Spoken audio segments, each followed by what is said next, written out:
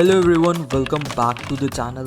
Let's start with a new chapter of your class 9 employability skills. Unit 4, that is entrepreneurship skills. Let's start with our first session. तुम्हारे chapter का नाम है entrepreneurship skills. ये entrepreneur word आखिर होता क्या है? Entrepreneur हम एक पर्सन को रेफर करते हैं who is self-employed, takes calculated risk and introduces new ideas, products, services और मेथड्स. तो यार एंटरप्रेन्योर ऐसा बंदा होता है जो या तो सेल्फ एम्प्लॉयड हो, मतलब खुद का काम खुद करता है, बहुत सारे रिस्क उठाता है, नए आइडियाज नए इनोवेशन मार्केट के अंदर लाता है, जो मार्केट को नीड होती है उस गैप को वो फिल करता है बाय प्रोडक्ट्स या फिर सर्विस देकर. तुम्हें पता चल गया एंटरप्रेन्योर क्या होता है. अब देखते हैं एंटरप्रेन्योरशिप क्या होती है.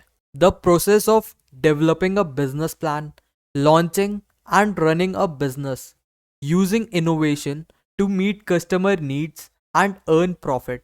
तो यार entrepreneurship एक पूरा का पूरा प्रोसेस है बिजनेस का, जिसके अंदर हम एक प्लान बनाते हैं कि बिजनेस को कैसे स्टार्ट करना है. प्लान बनाने के बाद बिजनेस को हमने लॉन्च करा है. लॉन्च करने के बाद जैसे ही बिजनेस तुम्हारा लॉन्च हो गया उसे रन करना होता है, नए नए इनोवेशन लाने होते हैं, कस्टमर की नीड्स जो भी होती है उन्हें सेटिस्फाई करना होता है, और लास्ट में तुम्हें प्रॉफिट भी अर्न करना है, इसलिए तुम बिजनेस कर रहे हो. तो ये पूरा प्रोसेस, इस पूरे प्रोसेस को हम क्या बोलते हैं, एंटरप्रेन्योरशिप. तुम्हारी बुक में एक और टर्म गिवन है, दैट इज एंटरप्राइज. आओ देखते हैं एंटरप्राइज होता क्या है. अ प्रोजेक्ट और undertaking that is bold, fulfils a need of society, bring something new that others have not addressed. मतलब ये एक ऐसा काम है जिसमें हम सोसाइटी की जो भी नीड है उसे सॉल्व करते हैं, ऐसा कुछ मार्केट में लाते हैं जो पहले कभी किसी ने नहीं किया हो. जैसे हमारे मार्केट में आया ओयो. ओयो से पहले ऐसा काम कोई नहीं कर रहा था. अगर तुम होटल जाओगे और तुम 18 ईयर्स के आसपास हो तो तुम्हें मना कर देंगे, बट तुम जैसी ओयो जाओगे तो तुम्हें परमिशन मिल जाएगी. कुछ ऐसा यूनिक करो या डिफरेंट करो जो मार्केट में किसी ने नहीं किया और लोगों की नीड्स फुलफिल करो. ये था तुम्हारा एंटरप्राइज. तो यार सेशन 1 में तुम्हारी बुक में इतना ही था. Let's move to session 2. इसके अंदर हमें पढ़ना है रोल्स ऑफ एंटरप्रेन्योरशिप. जो भी बंदा एंटरप्रेन्योरशिप कर रहा है उसके पास क्या क्या रोल्स होते हैं. सबसे पहले इकोनॉमिक डेवलपमेंट, मतलब एंटरप्रेन्योर ने जो भी बन रहा है वो नए प्रोडक्ट्स बनाता है, इन्वेस्टमेंट अट्रैक्ट होती है और इकोनॉमी में मनी फ्लो बढ़ता है. तो यार जब भी तुम बिजनेस खोलोगे तो मनी और कैश का फ्लो होगा, या तो तुम कभी पे कर रहे होगे या तो कभी तुम एक्सेप्ट कर रहे होगे, तो मनी इधर उधर सर्कुलेशन में मूवमेंट होती रहती है. सेकंड हो गया सोशल डेवलपमेंट. तुम अगर बिजनेस कर रहे हो तो तुम जॉब क्रिएट करते हो, क्योंकि पूरा बिजनेस अकेले हैंडल करना बहुत मुश्किल होता है. छोटे बिजनेसेस को कम बंदों की नीड होती है, बट जैसे ही तुम्हारा बिजनेस एक्सपैंड होता जाएगा तुम और लोगों को हायर करोगे ताकि तुम्हारे बिजनेस के अंदर कोई भी फ्लॉ ना बचे. इससे तुम लोगों की हेल्प करोगे, उनको इनकम प्रोवाइड करोगे और उनकी लाइफस्टाइल इंप्रूव होगी. Next we have is improved standards of living. तो यार तुम अगर बिजनेस खोल रहे हो तो तुम कुछ ऐसी चीज लाओगे जिससे लोगों का लिविंग स्टैंडर्ड्स बढ़ेगा. जैसे मान लो तुमने कोई मोबाइल इन्वेंट कर लिया जो कि बहुत सस्ता है और बहुत यूजफुल है, या फिर तुमने फार्मर के लिए कोई ऐसा ट्रैक्टर बना दिया जो कि बहुत चीप है और बहुत सारी फंक्शनैलिटी, या फिर तुमने ब्यूटी हेल्थ में कोई प्रोडक्ट लॉन्च कर दिया. Next we have is optimal use of resources. तुम्हें नेचुरल रिसोर्सेज का बेस्ट यूज करना है. अपने बिजनेस में जो भी प्रोडक्ट बन रहा है उसका कॉस्ट कम से कम हो और तुम्हें प्रॉफिट ज्यादा से ज्यादा. Next we have is more benefits at lower price. जब बहुत सारे बिजनेस सेम चीज करते हैं तो इससे कंपटीशन जनरेट होता है, और जब भी कंपटीशन जनरेट होता है बंदे अपनी क्वालिटी बेटर करते हैं और प्राइस कम करते हैं, जिससे कंज्यूमर की बेनिफिट, कंज्यूमर को और मदद मिलती है कि सस्ते में उसे बेटर क्वालिटी मिलती है. तो यार तुमने बहुत बार शार्क टैंक देखा होगा, वहां पर बहुत सारे एंटरप्रेन्योर अपने बिजनेस प्लान लेके जाते हैं और शार्क्स जो जजेस बैठे होते हैं वो बिजनेस आइडिया सुनकर जजमेंट करते हैं, अपने डिसीजन लेते हैं कि उन्हें इन्वेस्टमेंट करनी है कि नहीं करनी. तो ये तो था roles of entrepreneurship. Next session में हमें पढ़ना है qualities of a successful entrepreneur. अगर कोई सक्सेसफुल एंटरप्रेन्योर है तो उसके अंदर क्या क्या क्वालिटीज होती हैं। सबसे पहले पेशेंस। सक्सेस रातों रात नहीं आ जाती, उसको टाइम लगता है, तो तुम्हारे अंदर बहुत पेशेंस होना चाहिए। Second we have is positivity. तुम बहुत ऑप्टिमिस्टिक होने चाहिए, हर चीज को पॉजिटिव लो। ये नहीं कि तुम्हारा लॉस हो गया तो तुमने बिजनेस ही बंद कर दिया। उसे सीखो कि तुमने उस लॉस से क्या सीखा जो कि फ्यूचर में रिपीट ना हो। तो कभी भी तुम्हें अपनी हिम्मत नहीं हारनी। Third we have is never giving up attitude, मतलब परसिवियरेंस। कभी भी तुम्हें गिव अप नहीं करना, अपने प्रोडक्ट या फिर सर्विस को इम्प्रूव करते रहो जिससे तुम्हें फ्यूचर में भी इशू ना आए। Fourth we have is confidence. ये तो तुम्हारी हर लाइफ में, हर डिसीजन में तुम्हारी हेल्प करेगा। तुम्हें अपने डिसीजंस पर ट्रस्ट होना चाहिए, तुम्हें कॉन्फिडेंट होना चाहिए।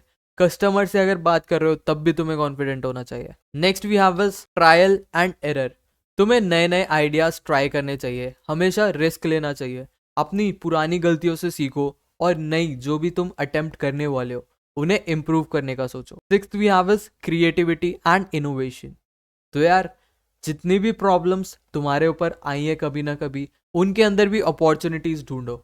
नए नए डिजाइन, नए नए आइडिया, नए नए सॉल्यूशन इन्वेंट करो और नई नई चीजें मार्केट में लाओ, जिससे तुम्हारे बिजनेस ग्रो होने के चांसेस बहुत ज्यादा बढ़ जाएंगे। तो ये सब था तुम्हारा सेशन 3 में। Let's move to session 4, wage employment. अब वेज एम्प्लॉयमेंट को हम जॉब भी बोलते हैं। आखिर बिजनेस और जॉब में क्या फर्क है? तो यार वेज एम्प्लॉयमेंट में एक एम्प्लॉयर होता है और तुम क्या होते हो? एम्प्लॉय। एम्प्लॉयर तुम्हें सैलरी देगा और एम्प्लॉय काम करेगा।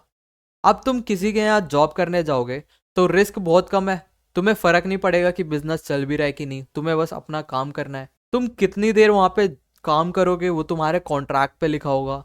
तो अगर किसी बंदे ने तुम्हें हायर करा है कि 5 दिन के लिए यार मुझे तुमसे काम कराना है, तो तुम्हारा कॉन्ट्रैक्ट होगा 5 दिन का। उसके बाद तुम्हें फर्क नहीं पड़ता वो बिजनेस चले ना चले, कोई रिस्क मतलब बनता ही नहीं। अब जैसे एक रेस्टोरेंट का एग्जाम्पल ले, तो किसी बंदे ने रेस्टोरेंट खोला है तो उसे हम बोलेंगे एंटरप्रेन्योर। बट उसने वही शेफ हायर कर लिया तो शेफ तो वहां पर एम्प्लॉय हो गया, उसका बस क्या काम है? खाना बनाना। बाकी रेस्टोरेंट चले ना चले ऐसी तैसी कराओ सब, वो तो यही सोचेगा। और यही तुमने अगर रोड पर क्या कोई भी बिजनेस खोला, कोई भी बिजनेस छोटा नहीं होता। मान लो तुमने स्ट्रीट पर एक फूड कार्ट खोला, तो तुम वहां के एंटरप्रेन्योर बनोगे, तुम्हें मेहनत कर कर अपना फूड कार्ट चलाना होगा।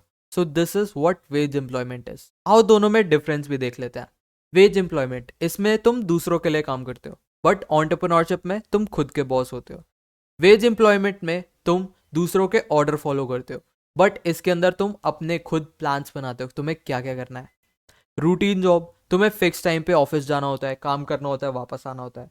बट एंटरप्रेन्योरशिप में ऐसा कुछ फिक्स नहीं रहता, तुम्हें या तो पूरे दिन काम करते रहो या जब मन करे तुम छुट्टी ले लो। इसके अंदर अर्निंग फिक्स रहती है, तुम्हें सैलरी मिलती है हर मंथ, कभी भी नेगेटिव, कभी भी तुम लॉस में नहीं जा सकते। अगर तुम्हारे बॉस का बिजनेस नहीं चल रहा या तो तुम्हें हटा देगा या फिर सैलरी देनी बंद कर देगा।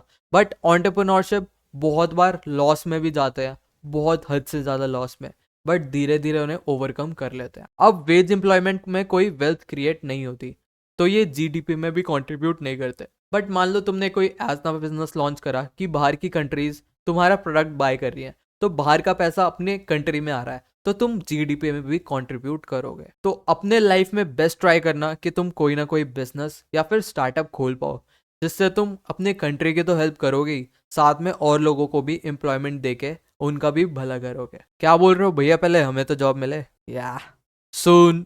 नेक्स्ट हमें पढ़ना है इस टाइप ऑफ बिजनेस एक्टिविटीज। तो यार बिजनेस कौन कौन से टाइप के हो सकते हैं? सबसे पहला होता है प्रोडक्ट बिजनेस। इसमें तुम ऐसा प्रोडक्ट लॉन्च करते हो जो कि फिजिकल एग्जिस्ट करता है, तुम उसे टच कर सकते हो, फील कर सकते हो। जैसे स्पोर्ट्स शॉप में बहुत सारी चीजें होती हैं, तुम किसी प्रोडक्ट से रिलेटेड बिजनेस कर रहे हो। अब प्रोडक्ट बिजनेस के भी टाइप्स होते हैं। मैन्युफैक्चरिंग, या तो तुम बिजनेस या तो तुम रॉ मटेरियल से अपना प्रोडक्ट बना रहे हो। मान लो तुम्हें बास्केटबॉल का बिजनेस है, तुमने रॉ मटेरियल से अपने लिए बास्केटबॉल बनाया। फिर दूसरा टाइप होता है ट्रेडिंग। बहुत सारे ऐसे बंदे भी होते हैं जो एज अ मिडल मैन काम करते हैं, जो फैक्ट्री से प्रोडक्ट उठा के होलसेलर तक पहुंचाते हैं या फिर डायरेक्ट कस्टमर तक। जिस टाइप का बिजनेस करते हैं उसे हम बोलते हैं ट्रेडिंग। ये प्रोडक्ट तुमसे खरीदेंगे और फर्दर दूसरे बंदों को बेच देंगे, जैसे होलसेलर या फिर रिटेल शॉप। तो तुम्हें समझ आया, प्रोडक्ट बिजनेस ऐसा बिजनेस जिसमें कोई फिजिकल एग्जिस्टिंग चीज होनी चाहिए। सेकेंड टाइप होती है सर्विस बिजनेस। इसमें तुम कुछ फिजिकल चीज प्रोवाइड नहीं करते, जैसे अर्बन क्लैप।